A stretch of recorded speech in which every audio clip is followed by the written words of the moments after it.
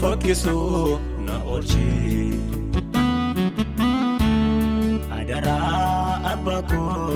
aise mulfatami arichi argame borbada kinanta yargame bu'ali kaba malona barichi nandiji renyako situya dekaba jalkamni barede umliko fokisu na olchi adara abako aise mulfata barichi argame borbada inanta yargame amali aba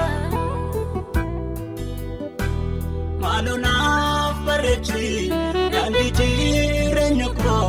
situya dekaba situya dekaba situya dekaba situya dekaba situya dekaba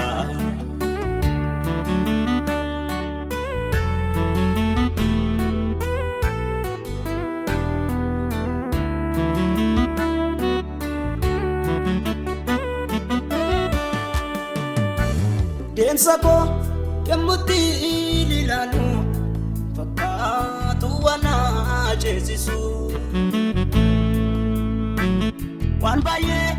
ilale tani sodade tarkampiko odeti kan debisu Densako kemuti lilalu fakatu wana jesisu wan baye ilale tani sodade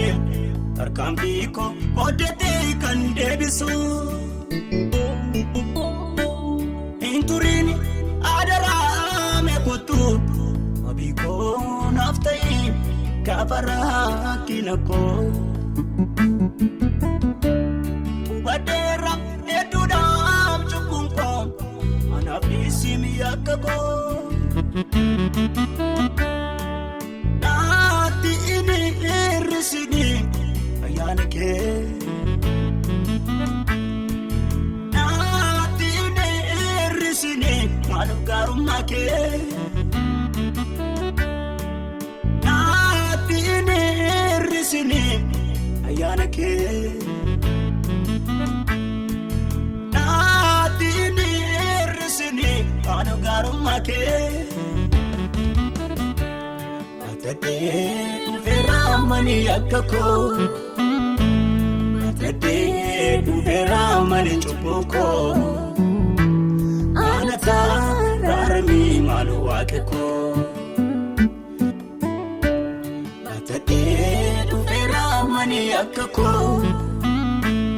atade veramani chupoko anata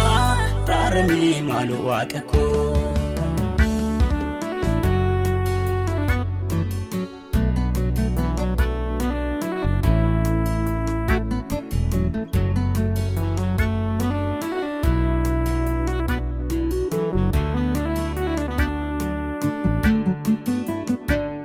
edumana be edosa wallale karati nyatame egachu dadabe yadaga rasati bayetu maregame nangodi nakasi abala duwa orcha ebadu nafkeni aguma arkabona kabi kan si qaabuun badu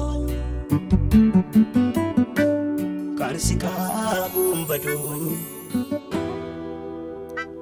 kan si qaabuun badu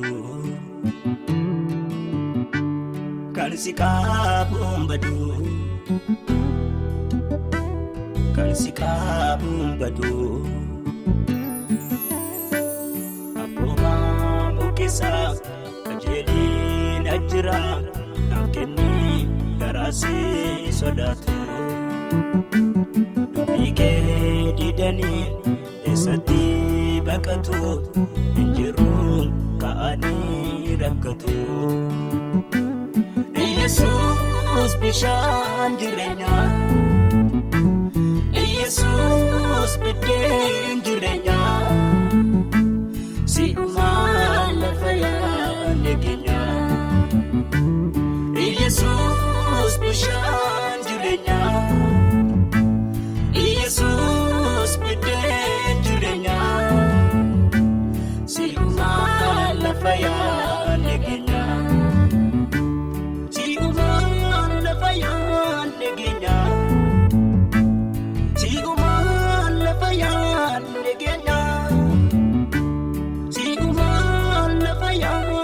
Kenya